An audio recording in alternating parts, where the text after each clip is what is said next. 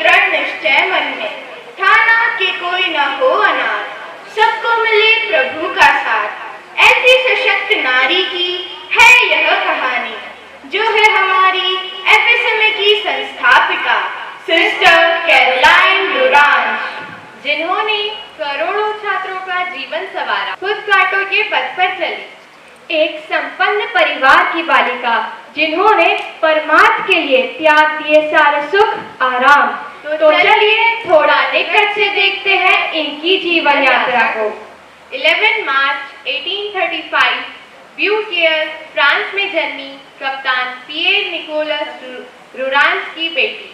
कप्तान डुरांस, जो 18 बरस की उम्र में सेना में हुए थे शामिल और किंग लुइस 18वें द्वारा द नाइट ऑफ ऑनर से थे सम्मानित।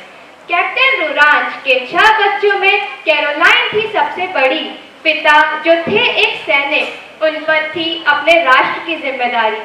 उस समय फ्रांस था अशांत, दंगाइयों और सेना में छिड़ी रहती थी जंग, इसलिए कैरोलाइन के पिता नहीं रह पाते थे अपने परिवार के संग। ईयर 1847 में कैरोलाइन अपनी मां के साथ एक तीर्थ यात्रा पर गई, फ्रांस के एक शहर आर्स में। बस यहीं से हुआ सिस्टर कैरोलाइन की सद यात्रा का प्रारंभ, क्योंकि उस तीर्थ यात्रा के दौरान हुई एक भविष्यवाणी। क्या थी वह भविष्यवाणी? किसके मुख की थी वह वाणी? आइए चलते हैं उस तीर्थ यात्रा पर। विशेष योजना है ईश्वर के पास इस बच्ची के लिए। जी फादर, किंतु आप क्या कह रहे हैं? मैं कुछ समझ नहीं पा रही हूँ। रुको रुको, मेरी बात ध्यान से सुनो। ये बच्ची फरिश्ते के रूप में इस धरती पर आई है, एक विशेष प्रयोजन से। उचित देखभाल करना इसकी। ये इस संसार को प्रभु के प्रेम और शांति के प्रकाश से प्रकाशित करेगी। ये भविष्यवाणी थी फादर जॉन मेरी वियानी की, जिनकी बातें सुन कैरोलाइन ने महसूस किया एक कंपन और मजबूती से थामा मां का हाथ। संदेश स्पष्ट था, नहीं रहेगा कुछ पहले सा अब। ईश्वर ने कैरोलाइन को किस विशेष कार्य के लिए चुना था, माता पिता ये नहीं समझ पा रहे थे, किंतु अब वे उसकी शिक्षा दीक्षा के प्रति अधिक जागरूक हो गए। उन्होंने कैरोलाइन को एक शाही स्कूल सेंट डेनिस, जो पेरिस में नेपोलियन द्वारा अधिकारियों की बेटियों के लिए संचालित था, वहां पढ़ने भेज दिया। अधिकारियों की बेटियों के संग शाही स्कूल की शिक्षा में अब कैरोलाइन ने दिखाया अपनी प्रतिभा का रंग। उत्कृष्ट सेवा, सक्रियता, उच्च बुद्धिमत्ता से कैरोलाइन ने वहां कई सम्मान पदक जीत सबको विस्मित कर दिया और 17 इयर्स की उम्र में स्कूली शिक्षा पूरी कर पुनः अपने घर का रुख किया।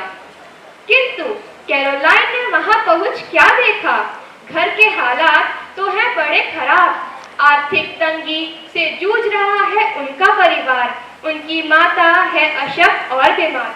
छोटी सी उम्र में तब कैरोलाइन ने निभाई अपने छोटे भाई बहनों की देखभाल की जिम्मेदारी। छोटे भाई बहनों के प्रति समर्पित कैरोलाइन के त्याग, प्रेम और परोपकार की यात्रा यही से होती है आरंभ। परंतु इसी बीच उनकी माता उनके भविष्य को लेकर अति चिंतित हो उठी और उन्होंने कैरोलाइन के सामने एक इच्छा प्रकट की।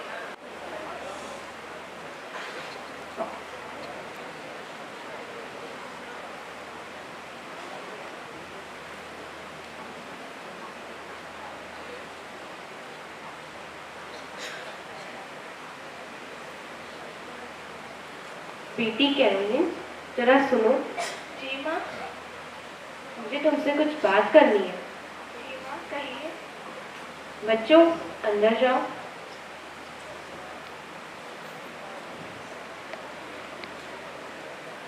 बेटी, मैं चाहती हूँ मेरे रहते तुम विवाह करो। एक खुली और सम्मानित परिवार से विवाह प्रस्ताव आया है। नहीं माँ, मैं कैसे विवाह कर सकती हूँ? मुझे तो अभी प्रभु प्रेम में विलीन हो उनके दिखाए मार्ग पर चलना है। नहीं माँ, मैं विवाह नहीं कर सकती। बेटी, ये तुम क्या कह रही हो? तुम शादी नहीं करोगी तो तुम क्या करोगी? तुम क्या चाहती हो? माँ, मैं क्या चाहती हूँ यह तो मुझे भी अभी निश्चित रूप से नहीं पता है। इसी बात का पता करने के लिए मुझे फादर से मिलना है। उसके बाद ही मैं आपसे कुछ बात कर पाऊंगी। ठीक है, तुम जल्द ही अपने भविष्य का फैसला करो और हमें बताओ। जी माँ। कैरोलाइन फादर वियानी से मिलने आज शहर गई।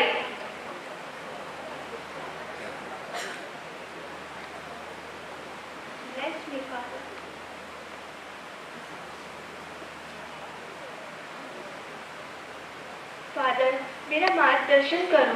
मैं क्या करूं? मुझे कुछ समझ नहीं आ रहा है। क्या हुआ बेटी, तुम्हें क्या समझ नहीं आ रहा? मुझे जरा विस्तार से बताओ। मेरे माता पिता मेरा विवाह कराना चाहते हैं, किंतु मैं विवाह नहीं करना चाहती। मैं अपने प्रभु के दिखाए मार्ग पर चलना चाहती हूँ। मैं जानता हूँ बेटी, परमात्मा ने तुम्हें इस धरती पर एक विशेष प्रयोजन से भेजा है। तुम्हें तो इस संसार को मानवता, शांति और प्रेम के प्रकाश से प्रकाशित करना है। तुम्हारा विवाह नहीं होगा, तुम चिंता मत करो। किंतु फादर, मुझे यह कैसे पता चलेगा कि मुझे करना क्या है? मैं अपने माता पिता से क्या कहूँ? ईश्वर स्वयं तुम्हें संकेत देंगे, तुम बस प्रतीक्षा करो, तुम्हें जल्द ही राह मिलेगी। जी फादर। फादर से मिलने के बाद कैरोलाइन अपने भविष्य के प्रति कुछ आश्वस्त हुई और अपने घर पहुंची, किंतु घर आने के बाद उन्हें फिर से अपनी माता के उन्हीं प्रश्नों का सामना करना पड़ा। बेटी आ गई? जी माँ, मैं आ गई। क्या कहा फादर ने? प्रतीक्षा करने को। प्रतीक्षा? कब तक प्रतीक्षा करने को कहा है? यह तो मुझे भी नहीं पता माता। नहीं पता तो बेटा हमें हमारा काम करने दो। बड़े ही अच्छे घर का रिश्ता है, ऐसे रिश्ते बार बार नहीं आते। माँ, मेरा भविष्य विवाह करना नहीं है। मुझे अपने ईश्वर पर पूरा विश्वास है, वे मुझे संकेत देंगे। कृपा करके आप मुझ पर दबाव मत डालो। बेटा हम तुम पर कोई दबाव नहीं डाल रहे। तुम जल्दी अपने भविष्य का फैसला करो और हमें बताओ कि आखिर तुम्हें क्या करना है। जी माँ। भ्रमित बेचैन होती चली गई। इस तरह 4 वर्ष बीत गए। ना तो उन्हें सांसारिक सुखों से संतुष्टि थी और ना ही अपना रास्ता दिखाई दे रहा था। ईयर 1857 में ईश्वर के अनुभव को पाने की चाह में कैरोलाइन कार्मेल कॉन्वेंट पहुंची और वहां अविला की सेंट टेरेसा की जीवन शैली से प्रभावित हो त्याग, नम्रता और प्रेम की राह पर चल पड़ी। किंतु कुछ ही समय में अस्वस्थ होकर उन्हें अपने घर वापस आना पड़ा। ईयर 1858 में अपने माता पिता के घोर विरोध के बावजूद वे सैक्रमेंट कॉन्वेंट से जुड़ी, जहां उन्हें फादर क्रिसोस्टम मिले। फादर क्रिसोस्टम जो आध्यात्मिक रूप से ईश्वर से जुड़े हुए थे, वे चाहते थे एक ऐसे धार्मिक संघ की स्थापना हो जहां लोग यीशु और माता मरियम को अधिक से अधिक प्रेम करें। उन्हें कैरोलाइन में अभूतपूर्व भक्ति और सक्षम संस्थापिका दिखाई दी। कैरोलाइन को भी अब अनुभव होने लगा था कि उन्हें अपने ईश्वर की प्राप्ति हो गई है, किंतु विधि का विधान एक बार फिर वे अपने कठिन त्याग और कड़े परिश्रम के कारण बीमार हो गई और उन्हें अपने घर लौटना पड़ा।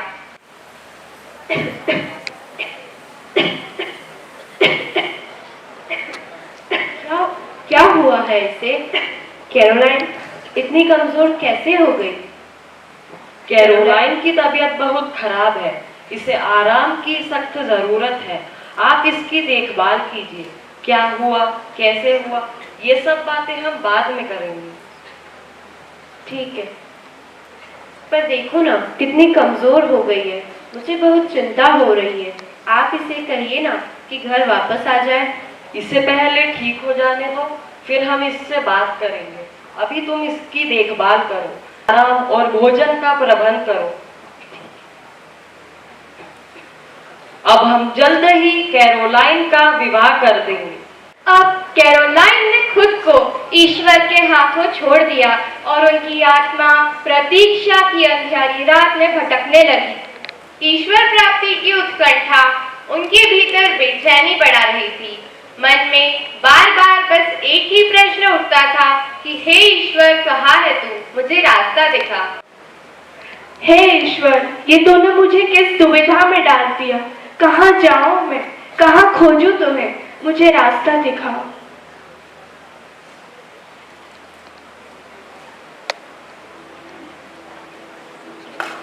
है सुना ये पूरी धरती तू चलाता है, मेरी भी सुन ले अगर जो मुझे घर बुलाता है। भगवान है कहाँ रे तू, खुदा है कहाँ रे तू। है सुना तू भटके मन को राह दिखाता है, मैं भी खोया हूँ मुझे घर बुलाता है। भगवान है कहाँ रे तू, ये खुदा है कहाँ रे तू।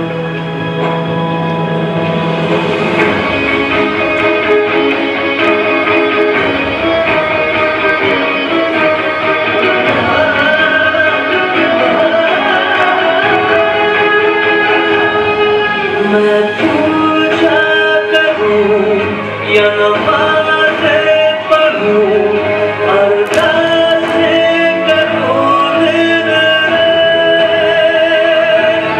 न तो मंदिर मिले न तो गिरजे मिले, तुझे ढूंढे थके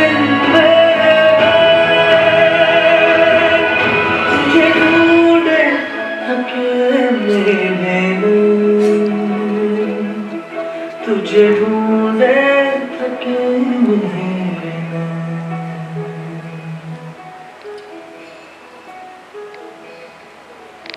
जो भी रस्में हैं वो सारी मैं निभाता हूँ, इन करोड़ों की तरह मैं सर झुकाता हूँ। भगवान है कहाँ रे तू, ऐ खुदा है कहाँ रे तू। है सुना ये पूरी धरती तू चलाता है, मेरी भी सुन ले अगर जो मुझे घर बुलाता है। भगवान है कहाँ रे तू, ऐ खुदा है कहाँ रे तू। भगवान है कहाँ रे तू,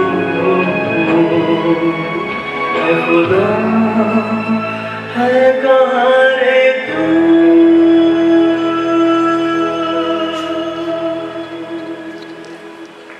कब तक रहेगा? कभी तो उसे हारना ही होगा। ऐसा ही एक प्रकाश बिंब बनकर आया फादर क्रिसोस्टम का एक पत्र, जिसमें फादर ने कैरोलाइन को अपनी आंतरिक शक्तियों का आभास कराते हुए स्पष्ट संकेत दिए कि ईश्वर से प्रेम और मानव सेवा ही उनके जीवन का परम उद्देश्य है। कैरोलाइन आत्मविश्वस्त हो अपने आध्यात्मिक मार्ग पर चल पड़ी। 30 दिसंबर 1859 कैपुचिन चैपल एक्स में संत फ्रांसिस के आदेश पर रेवरेंड फादर क्रिसोस्टम ने कैरोलाइन को एक धार्मिक पोशाक और नया नाम दिया, मैरी ऑफ द क्रॉस। उन्होंने ब्यूकियर में सादा जीवन बिताया। ठिठुरती रातों में पवित्र सांक्रमेंट के सामने पूरी भक्ति से आराधना करती रही। त्याग, सेवा को अपना जीवन लक्ष्य बनाया। इसी बीच फ्रांस में राजनीतिक उथल-पुथल होने के कारण फ्रैंको-प्रेशियन युद्ध शुरू हो गया। युद्ध रूपी विभीषिका में असंख्य लोग घायल हुए, लाखों ने अपने प्राण गंवा दिए। परिणाम स्वरूप पूरा फ्रांस चीख पुकार निराशा में डूब त्राही त्राही करने लगा। जैसा कि हर युद्ध में सबसे बड़ी हानि होती है उन बच्चों की जिन्होंने अपने माता पिता, अपना घर और साथ ही अपना भविष्य सब कुछ खो दिया होता है। यही सब अब फ्रांस में भी दिखाई देने लगा। यहाँ वहाँ अनाथ बच्चे अपने माता पिता और भोजन की खोज में भटकने लगे। ऑन्जे शहर, जहाँ कैपुचिन मठ में फादर क्रिसोस्टम सुपीरियर के पद पर अपनी सेवाएं दे रहे थे, बिशप स्वामी फ्रेपल युद्ध प्रभावित अनाथ बच्चों की यथोचित देखभाल में लगे थे।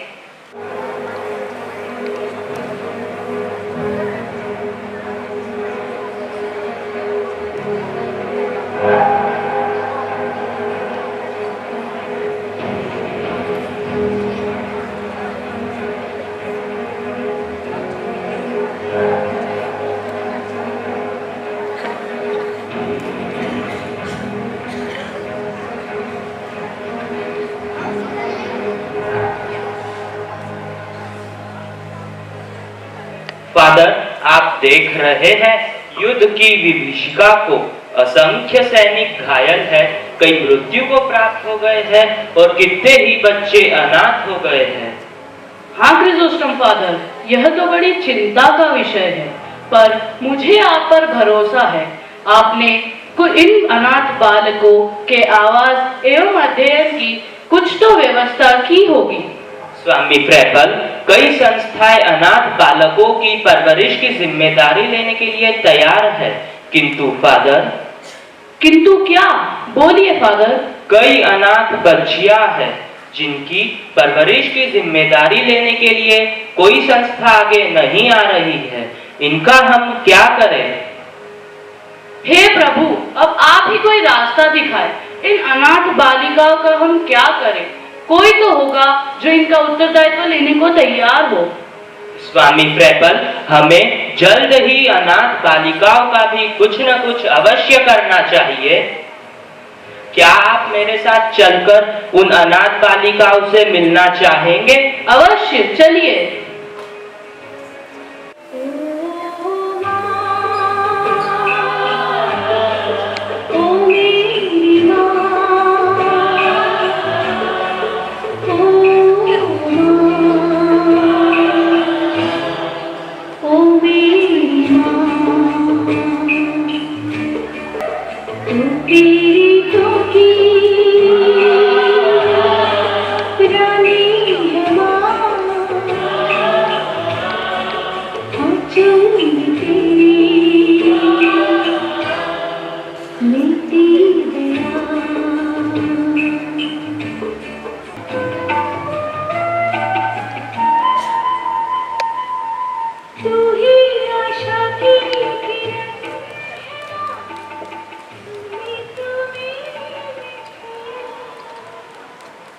फादर, क्या आप भी वही देख रहे हैं जो मुझे दिखाई दे रहा है? जी स्वामी फ्रेपल, देखिए, कैरोलाइन इन अनाथ बच्चियों के बीच मैरी का ही रूप दिखाई दे रही है। इन बच्चियों के लिए ईश्वर ने अपना दूत भेज दिया है, माता मरियम के रूप में। यह ईश्वर का ही संकेत।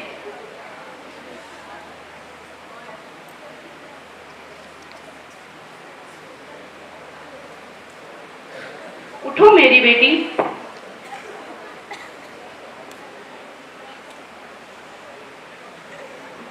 तुम्हें ईश्वर ने एक नेक कार्य के संचालन का संकेत दिया है। जी फादर, बताइए मैं क्या कर सकती हूँ? तुम्हें इन अनाथ बालिकाओं की माँ बन इनकी देखभाल करनी होगी, इनका ख्याल रखना होगा। आपकी आज्ञा शिरोधार्य है। फादर, आप जानते हैं मैं तो पहले ही अपना सर्वस्व अपने प्रभु की सेवा में अर्पित कर चुकी हूँ। फादर, आज से मेरा परम धर्म यही होगा कि मैं अपनी इन बेटियों की सेवा करूं। आप अपना आशीर्वाद प्रदान करें और मेरा मार्ग प्रशस्त करें। God bless you my daughter. और बिशप स्वामी फ्रेपल के दिशा निर्देशन में सेंट मेरी ऑफ द एंजल्स की स्थापना हो गई और स्थापना का पावन दिन मना 2 अगस्त 1871। सिस्टर कैरोलाइन, जो अब मैरी ऑफ द क्रॉस थीं, उन्हें नई अनोखी धार्मिक पोशाक मिली। अब वह पूरी तरह से सांसारिक जीवन में विलुप्त हो गईं। एफएसएमए की संचालिका बन उन्होंने अपनी सदयात्रा को आगे बढ़ाया। प्रारंभ में 2 सिस्टर्स और आगे चलकर 2 और सिस्टर्स उनसे जुड़ी।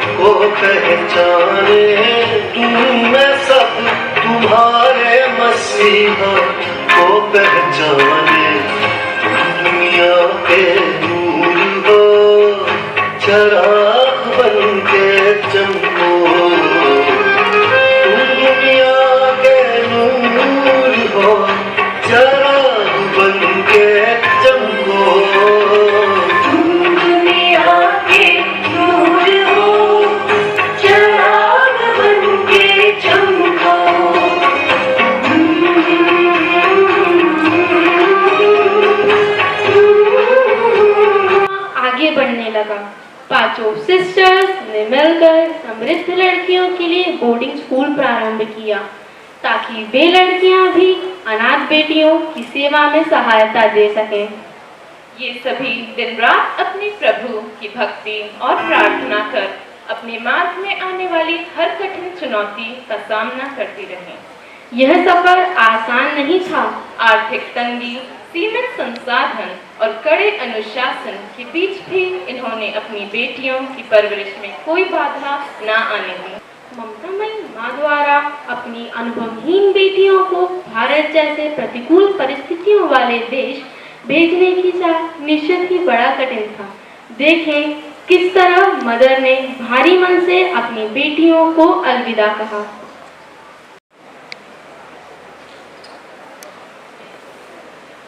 बेटियों, मैं जानती हूँ कि भारत देश की परिस्थितियाँ तुम्हारे अनुकूल नहीं है, किंतु हमने जो मार्ग चुना है प्रभु प्रेम और मानव सेवा का, उसे जन जन तक पहुँचाना है। हमारा उद्देश्य मानव सेवा है। इसलिए मैं चाहती हूँ कि तुम सातों भारत देश में जाकर अपनी सेवाएं प्रदान करो। जी मदर, जैसी आपकी आज्ञा। मदर, ये हमारे लिए सौभाग्य की बात है कि आपने हमें इस कार्य के लिए उपयुक्त समझा। बेटियों, मैं जानती हूँ कि तुम सब अभी अनुभवहीन हो, किंतु तुम अपने ईश्वर पर विश्वास रखो और अपने इसी विश्वास के साथ अपनी इस सद यात्रा को आरंभ करो। जी मदर। बेटियों, मैं जानती हूँ मैं भले ही तुम्हारे साथ नहीं हूँ, किंतु आध्यात्मिक रूप से सदैव तुम्हारे साथ रहूंगी। मदर, आप सदा हमारे मन में स्थित हो और हमारा मार्गदर्शन करती रहोगी। अलविदा मेरी बेटियों।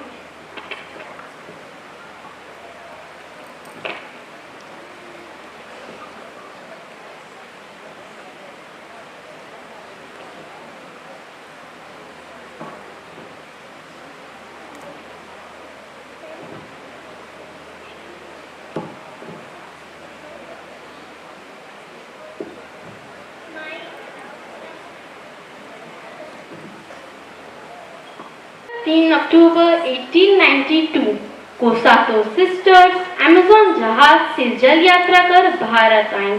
सर्वप्रथम वे मध्य प्रदेश के महू पहुंची। दूरी 7 समंदर की, जलवायु अलग, भाषा अलग, अनजान हर परिस्थिति से जमाना था। ना पास में पैसा, ना कोई ठिकाना था। कोई मदद कर सके तो कैसे, बात को सुने समझे तो कैसे। दृश्य है भारत आगमन का, न केवल आगमन, भारतवर्ष के कल्याण का। देखें शूल पथ पर फूल बरसने की कहानी।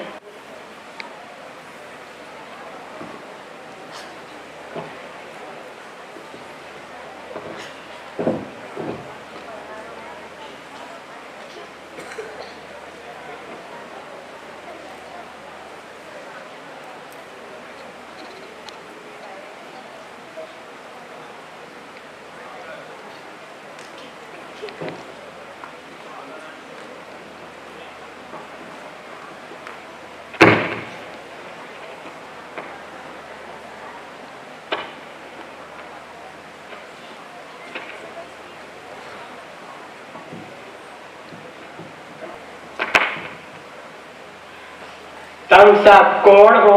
तुम कहाँ से आया हो?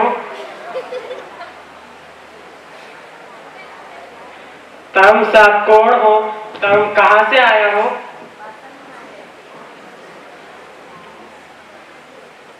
Nous venons de France. Nous venons de France.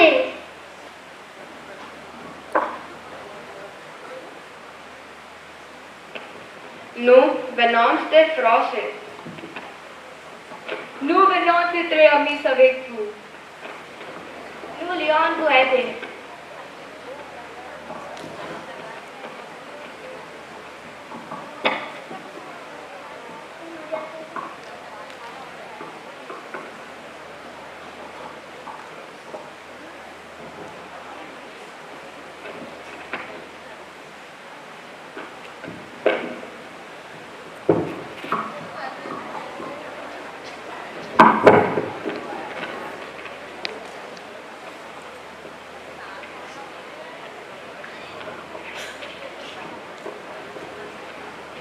रीति रिवाज, जात पात, अनजान भाषा, गर्व, जलवायु, महामारियों आदि का सामना करती हुई वे मानव सेवा करती रही।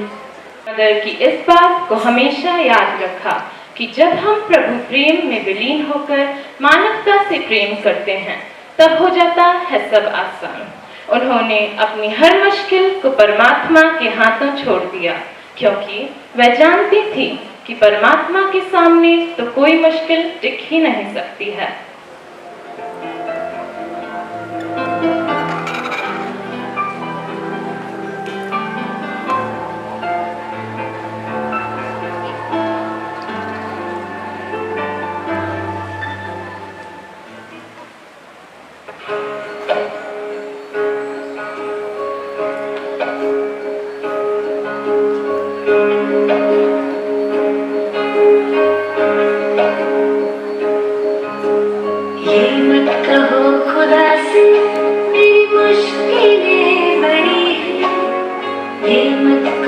खुदा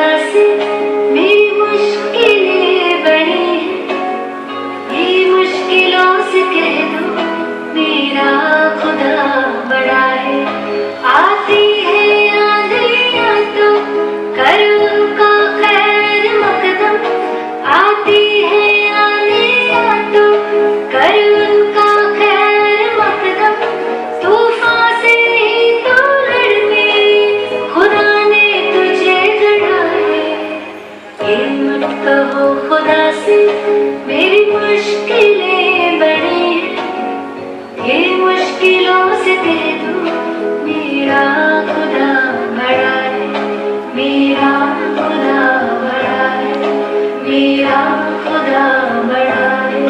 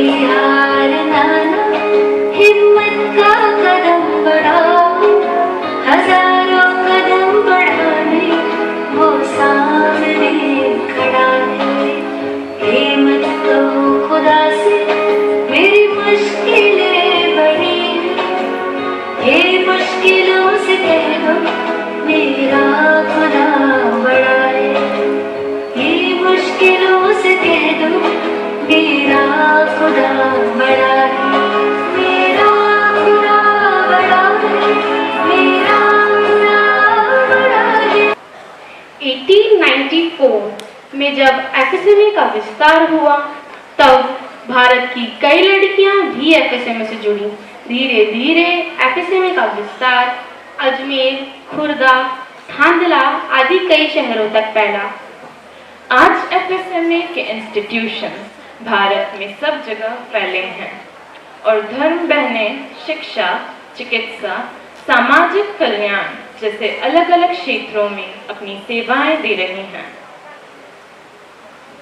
जिस एफएसएमए का अंकुर सिस्टर कैरोलाइन, फादर क्रिसोस्टम और बिशप स्वामी फ्रैपल ने बोया था, आज वह वटवृक्ष के रूप में विस्तारित हो हम सबको अपनी छत्र छाया प्रदान कर रहा है। धन्य है हमारी प्रिय प्रथम अन्वेषक। आज हम हैं क्योंकि कल आप थे। हम तो बस ईश्वर के सामने स्तुति गान कर एफएसएमए पर उनकी आशीषों के लिए उन्हें धन्यवाद दे रहे हैं। मानवता और प्रभु प्रेम का प्रकाश एफएसएमए के साथ संपूर्ण विश्व में फैले, हमारी ईश्वर से यही प्रार्थना है। धन्यवाद।